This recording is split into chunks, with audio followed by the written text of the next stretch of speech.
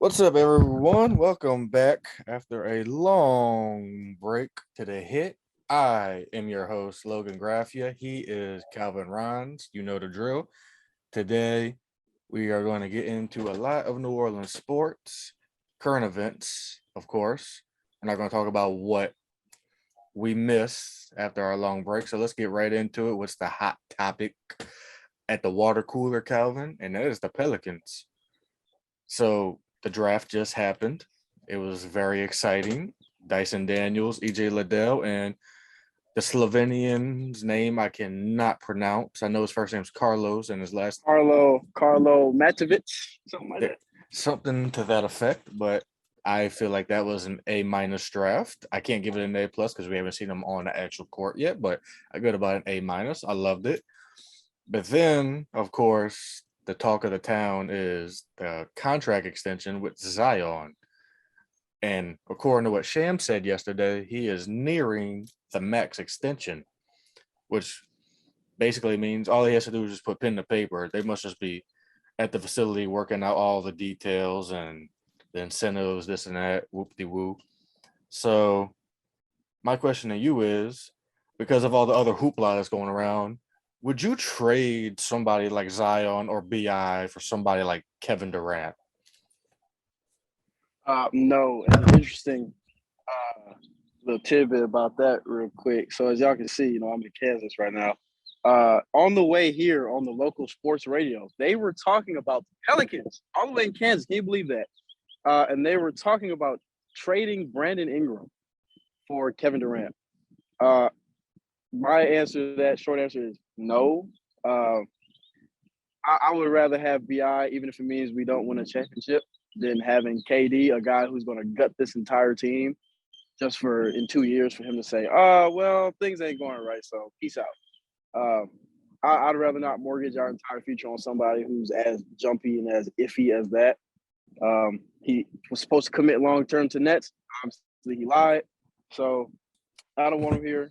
Brandon Ingram, he was a big part of the reason why this culture shifted. So I just wouldn't do him like that. And I mean, the thing I keep trying to tell people is this, because these are non-Pelicans fans that I talk to on Twitter, and you see my interaction with them. And we both text each other right after saying, how ignorant and dumb can these people kind of be and not think about the whole picture? And it's like I told you, what I'm trying to tell everyone else, you saw what Rudy Gobert went for. It was 4 players and 5 first round picks. Was it not? Five players actually. Five Five players. five players and I think 4 first round picks, something to that effect, correct? Four. I would technically say five because Walker Kessler was a first round pick, This is and they that traded is him. that's a good point. So Good point. so But technically five. good point. But you look at that Rudy Gobert trade and then you multiply that by 3, and that is what Kevin Durant is going to go for. I mean, I keep trying to tell these non-Pelicans fans, would you gut your team for one player? I know my answer is no. And then, of course, people hit me with the hypotheticals. Oh, would you trade Zion to be out for someone like Giannis, Curry? And then I'm like, No, that has no, nothing I to do with that wouldn't. right now. I mean, no, I wouldn't. Why would I trade someone who's 21 like Zion for someone who's 34, 33, 35? Keep Or in mind Zion, who could put up MVP numbers. He put up MVP numbers in his second year in the league. So right. I mean, Zion was averaging 27 points per game. Like he was doing stuff that we haven't seen since Shaq. I have the graphic. I guess I could probably put that up at some point during this. But it is just baffling to me how these people just don't see the whole thing. Like, why would we gut what we built for one player that might not even stay here and might not even win us a championship? Everyone's talking about the what ifs. I mean, this isn't a Marvel series. We don't care about what if. We don't care. We want to keep our young guys for the long term. And then they keep saying, "Oh, Brandon Ingram, his contract's up in 2024. You might as well get rid of him now. He ain't gonna stay." Okay, I'm guessing these people can see the future. Y'all really must be living in a Marvel series. Y'all must be vision if y'all can see the future. I mean, Jesus. So I'm just gonna say no, but hell no to trading for Kevin Durant, and I'm keeping our young core because I feel in the long term we will win a championship with Zion and Bi and CJ. but these non-Pelicans fans don't see that. There are some Pelicans fans, but I don't know if this was 2020, 2019, maybe, but like we have a team now. It's different now. So yeah, I'm sticking on the note with that. And another exciting nugget is Summer League is starting. Literally, I just think in a few days, the 9th of July, 9 o'clock Central. Pelicans play their first game in Vegas in Summer League, and we get to see people like Jose, Trey, Najee. We get to see the 3 draft picks in Summer League. We're all excited to see that. We're really, Well, yeah. yeah, I was trying to gather my thoughts there because I was like, dang, man, we really got a pretty good summer league team, man. We do. I mean, if you look at the Man, roster, what is there to say? But I mean, honestly though, if I'm looking at it, I don't really care if like we win a championship in summer league. I just want to see what some of these guys could do. That's why I really care about the most. Um, I'm a little concerned that Najee and Trey and Jose are in there. Honestly, Najee, he's been in like the summer league for like the past 3 years. I don't see why he's still there. Uh, Jose, he had a little incident yesterday where he got injured in his Puerto Rico game versus USA. So I don't really want to see him on the court that much. Luckily, he came back, but it was a scare. So I don't really want to see him be there. And Trey, I get it, probably because he just needs to get back in the flow of things because he did start off pretty slow last year. But other than that, I really want to see EJ Liddell get same. plenty of them. I want him to start. I want him to just not come out the game because he put up 20 and 10 just about with, if I'm not mistaken, 2.6 blocks as a forward. That sounds about Playing for correct. Yeah. Ohio State. Yeah, I want to see that guy. All right. So I think EJ can really carve himself a nice spot here. I think if we move Garrett Tipple to like a coaching spot or some type of We developmental guy. should. I don't know. I don't want him to be the Udonis Haslam of the team. I don't want him taking up a roster spot where he doesn't need to be. So yeah, I'm excited for the summer league. I see big things for this team. I don't know if we're gonna win it because I mean if OKC is playing every one of their rookies, yeah, I just don't see that. Their summer league team was basically their NBA team last year. So yeah. Well, I mean, there's something else to be excited about in New Orleans. Not only the Pelicans, but the Saints. The training camp is coming up at the end of the month for the Saints. And a lot of the talk is how the offense is going to look. We know how the defense is going to look, of course, with Tyrann Mathieu on the defensive side of the ball, and now even Marcus May, 2 new safeties. But we know how the defense is going to look. The question mark is the offense. You and I have discussed this many times. You know what worries me the most on the offense. But Yep. No, you have to say it. well, no, the quarterback position worries me the most. Outside of that, the running back position is what worries the other people the most. And I've told people you don't have to worry about the running back position. And they keep saying you are talking about an unproven rookie undrafted free agent. I'm like, well, yeah, but were y'all in the same tip when we had Antonio Pittman going up against a draft pick going up against Pierre Thomas for the second running back spot? Were y'all talking about that? I don't think so. Were y'all worried when we had Chris Ivory going in and out of the game as an undrafted free agent about Kyrie Robinson? I mean, the list can go on and on. I mean, those 3 players played significant minutes for the Saints and were pretty damn good. I mean, Pierre is considered one of the top 5 greatest backs in Saints franchise history, if I'm not mistaken. So I think running back will be fine. And I also still think, like I told people, everyone's saying, oh no, Kamara's not going to get suspended this year. It'll be next year. No. He's getting suspended. He's getting suspended this year. He's getting suspended. His court date is in August, which is like literally a month before the season starts. So, and we know how the NFL hates the Saints. It's not just us being biased. It's been a proven fact. Yep. They're now saying, reports are saying that it will be at most 8 games and at least 6 games. So I That's think that's a little insane to me, honestly, considering I've been hearing some reports about Deshaun Watson getting 8. I'm like, if you're gonna give Deshaun Watson 8 for all the stuff he did, you gotta give Kamara like 3. Like you gotta balance it. You gotta ratio it just a little bit better than that.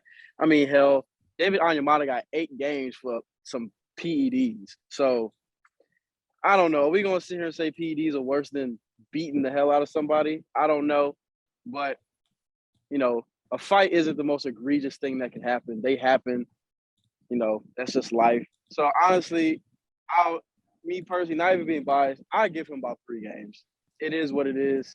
If Uh, somebody's messing with your girl, anybody would do it. So, well, we don't really know the you know, whole story. Apparently, the guy that he beat up said something to one of his crew members, something like that. Well, I mean, if you look at the picture of what had the post beaten up part, I mean, his face was very disfigured. We all seen the picture going across Twitter. We all seen it, and it was just like after I seen it, I said, "Oh yeah, he is getting the book thrown at yeah, him." he's cooked. I We all heard thought the he was same thing. cooked. We all said the same thing. Oh yeah, he's definitely getting suspended. And I automatically thought, okay, he's at least getting suspended half the season, or at least a little bit less. And everyone keeps saying, "Oh no, he's not going to get suspended, Logan. You don't know what you're talking about." Oh. It's like, okay, you have to read these reports, like I have been doing, and you have been doing, Calvin. Like I just told you, Pro Football Talk Mike Florio came out. I mean, I don't consider him that credible, but he's came out and said that he's hearing 8 games is what Kamara might get at the most, 6 at the least. So if he's out for 6 games, then you have Mark Ingram as the lead back, and then after that, you either have Tony Jones Jr., Devon Exebo, Dwayne Washington, or my guy Abram Smith, who I truly think will be the future number 2 running back for us when Mark Ingram retires. Now everyone's saying, to me at least, Logan, he's only played 1 year running back, Abram Smith. Okay, I'm not saying to start him right away. I'm just saying I truly believe in his talent enough to do it. If you look at him on film, he reminds me of Pierre. He really does. I mean, the aggressiveness that he runs with. I mean, he does not shy away from contact. You can tell he played the defensive side of the ball. He does not shy away from contact. He'll get them extra yards, which I don't think Tony Jones can do or Dwayne Washington can do. It feels like if you hit Tony Jones Jr., he just doesn't go anywhere. He doesn't push the pile. But if you look on film with Abram Smith, he pushes that pile and then some. So I'm thinking if Kamara gets suspended for those 6 to 8 games, I think Abram and maybe a Zegbo would be your best options. Not only because I think they can give you special teams reps, because like I said, Abram played linebacker, Divine played special teams on other teams he was trying to make. But that's just my opinion. I think those 2 backs over Tony Jones Jr., Dwayne Washington. But that's just my opinion. Uh, I mean, I will say, uh, I agree to a certain extent.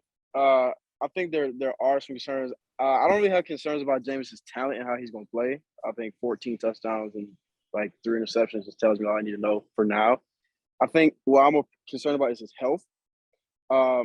He's still, limping a little bit. He's still leaning over on the other leg. So I'm just worried that he may not be ready. And he's just really pushing himself too hard. I don't want to see him have a setback of some sort and then be out for like 4 weeks. But I mean, we got Andy Dalton.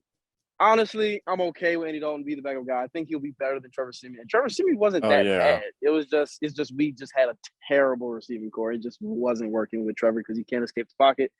Andy Dalton's a little more mobile than Trevor Siemian. So I think the Red Rocket can push us through to some wins if Jameis goes down. Uh, as far as running back goes, I'm not really concerned about the running back position because the Saints, like you said, they've always had time to running back no matter where, they get these guys at. Running backs also a dime a dozen, man. They all basically do the same thing. They all can run the same way if need be. So I'm not really concerned about it. I think Tony Jones is capable. He was showing me he can move the pile in preseason last year. It was just some issues, going on with that. Um, his injuries and stuff like that. But I think we'll be fine. I do too, because like I said, I mean, we've had a history of picking up undrafted free agent running backs, and it worked out pretty damn good for us. I mean, Pierre, Chris Ivory, Kyrie Robinson. And not to mention some of the other ones that we picked up even before the Sean Payton era that worked out pretty damn good for us. But we'll save that for. But as you talked about Jameis, I think I told you this. I told you I think we have weak spots on the offensive line at left guard and right guard. Those are our two weakest spots, and we don't even know about left tackle. I mean, I like Hurst and I like Pennon, but Hurst was okay. He did his thing, but Pennon's not proven yet, so we don't know. So He's raw. He's a raw guy. right, exactly. And what two players on the offensive line got our quarterbacks hurt the last few The guards. years?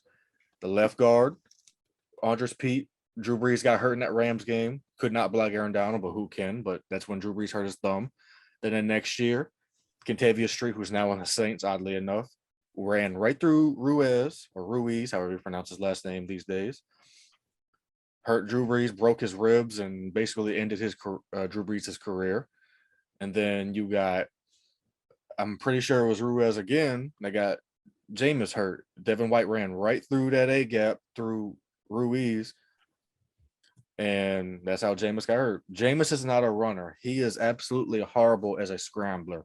He is. I mean, He's an no, improviser. He's more of an no, improviser. it's just bad, bro. It's just it's bad. I gotta say that. I mean, it's funny is what it is.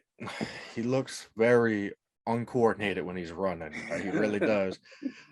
But so the two guard spots worry me, and of course, left tackle still a question mark. The only thing that I'm cool with is the center position and the right tackle position because that's proven. McCoy, absolutely great. Ramczyk probably is going to go down as one of the best right tackles that the Saints have ever had. So I think I told you this. I predict if Ruiz or Pete doesn't come through for us this year, I predict that Jameis is one more hit away from not playing for us again. I think I told you if by week 6 or 7, if Ruiz and Pete don't show that they're great, Jameis is going to be hurt and Dalton's going to be probably the quarterback mostly this year because I don't want to see the guy hurt. I really don't. I know I'm not the hugest fan of the guy, but it's just now for him to start the season. I've been hearing things while I've been at work. I don't know if Jameis is going to be ready for week 1. I've been hearing that. Don't be surprised if Andy Dalton starts week 1 of the season. Oh, I agree with that. Like I said before, I'm a little concerned. He isn't moving as well. I mean, he's moving pretty well considering, he's 8 months removed from ACL tear, but I don't know. I just when you tear your ACL in November, it'd be a little hard to come back for August, September, October. So I do think the Saints knew what they were talking about when they signed him, when they signed Andy Dalton. But that's all I got to say about that. I agree. Well, I mean, Andy Dalton's not bad. I mean, he used to be great on the Bengals teams that never won a playoff game, but hey, he didn't make the Cowboys look all that bad either. So I guess we'll just have to see. And it's like he's capable. He's capable of winning games. That's all. We just need somebody to game manage. He is capable, but it's like I said, game manage for right now. Defense going to carry us through. They carried us last year. People said people bring them 5-2, 5-2. Okay, look at the whole thing. There was games where that Carolina game. Okay, that's the COVID game. Still, defense had to basically try to do everything. Jameis threw 2 interceptions. Okay, he had one bad game. We're 1-1. Then there was that Washington game. Had the fumble. Then he threw a pick. Well, I mean, he had that nice Hail Mary. I'll give him that. But defense won us that game primarily because he had a fumble, I think a pick, and almost another pick. But then you have the Tampa game where he got hurt. He was okay. He had a nice pass to Traquan, back shoulder throw to Traquan before he got injured on the next series. But mostly during those games, defense won us those games. So defense will be all right. It's just there's questions on the offensive side of the ball that people are not looking at, and it's mainly offensive line and the quarterback position. That's my 2 biggest concerns is those 2, basically the guards and the quarterback. Tight end, I'm fine with because I think Troutman's going to be fine. And then you got the undrafted kid Crow out of Pitt that I like. So we'll see. I think a little something that no one's really talking about, the DB room. We all know our DB room has been suspect really up until Malcolm Jenkins got there, and it was never about physical ability. It was just us getting cooked mentally. I think that Tyrann Matthew will hold it down on the mental Mm-hmm. side. He's an extremely intelligent player. He's a vet. Um, but I just hope Marcus May he can get it. He's like what 28, 29. I think he'll be fine too. And But there's a possibility he just could the get suspended too. yeah, that is true. And I mean, but PJ, he can slide over, so I mean, we'll be fine. But I'm worried about the cohesiveness of the team for DB because like they've had guys who've been together for 5 years plus. So that's something you gotta watch out for. And then my number 3 question mark is, of course, Dennis Allen, because I mean, we don't have Sean Payton no more. We have Pete Carmack was the OC. Now he's been a play caller before, but he's always had the great mastermind standing right next to him, so we didn't really have to worry. And they also had Drew Brees too, but we're just gonna have to see. We're gonna just have to see. So I think I told you this. I said I give Dennis Allen 2 years to see how it goes, but say that we miss the playoffs this year again and go 9-8 again or 8-9. Okay, he's got one more year. And if let's say Jameis struggles, like I don't want him to struggle. People think I want him to struggle. I don't. I just don't think he's as great as everyone's saying. I just don't think that. But say the offense doesn't look as great as you think, and we just basically look like I'm going to compare it to the dream team Philadelphia Eagles of 2011. I know you remember that. Michael Vick, Vince Young, all of them boys. Say we look like that, finish like 9-8, 8-9. Basically like the Eagles did 8-8 back then. That's a failure. It is. We missed the playoffs in a weak division. Come on now. So then if the second year he can't get it together and he's just gonna put all of his eggs in Jameis's basket again, he's gonna have to go, man. Because I mean, I can't. It's like I told you, I can't deal with another Hazlitt era.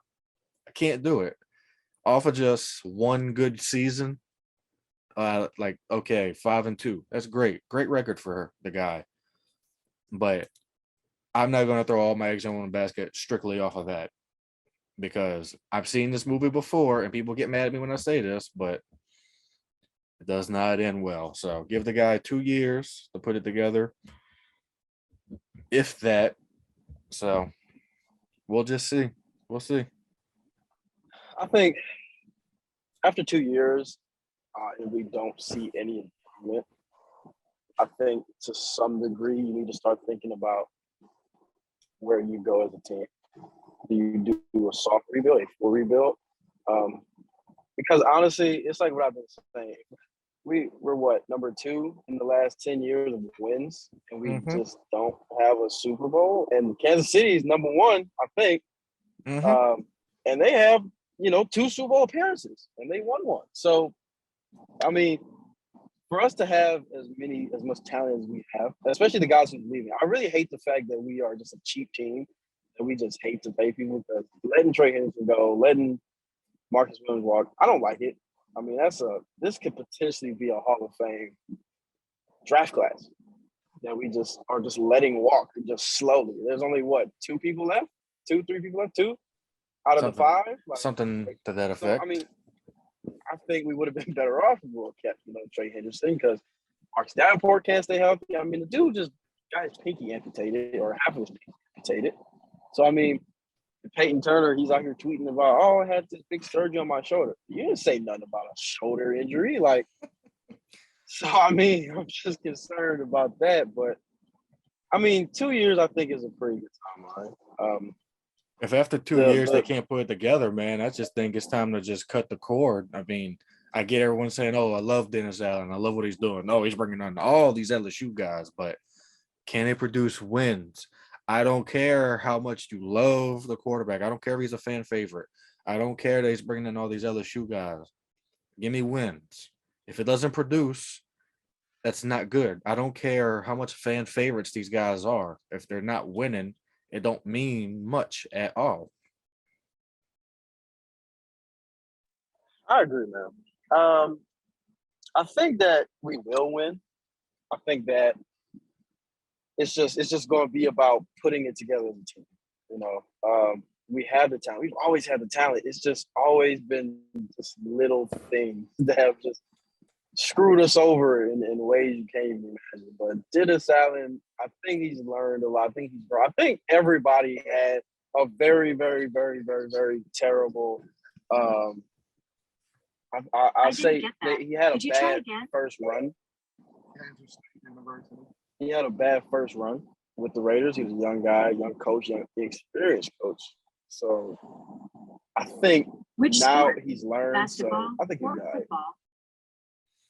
Well, we'll just have to see. So moving on finally to our final topic of this podcast is the New Orleans Breakers.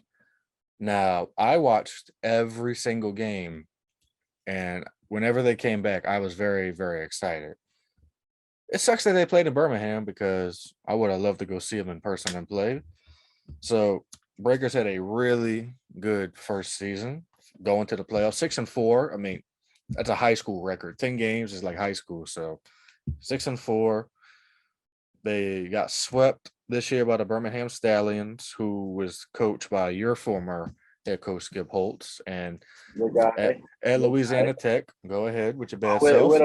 With a bunch of La Tech guys. Yeah, basically has his whole crew from La Tech again. And looking at the Breakers going forward, I would say it would be in the USFL's best interest to move them to New Orleans, because I've been hearing they're going to do 2 to 4 hub cities. And I think New Orleans should get in on that. But if not, that would be very disappointing. So my question to you is, because we've discussed this many times, where in New Orleans do they play? There's no way in hell it's the Superdome, correct? No, not at all. I would say Tulane in Dolman Stadium, but that's still the name of it. It's right there. I mean, the Saints used to play there too. So, I mean, even you can.